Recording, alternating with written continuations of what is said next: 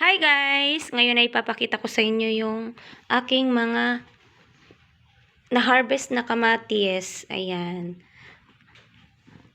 Fresh po yan, bagong harvest. So, niyaya po ako ng kaibigan ko na kumuha ng kamatis dun sa kanilang, sa kanilang farm. Ang dami pong kamatis, naghihinuga na lang po sa puno. Ililipat ko po siya dito sa kahon. Yan, ililipat ko po dito. Ayan po. Pipiliin ko po muna yung malalaki kasi meron pong mga maliliit yung parang cherry.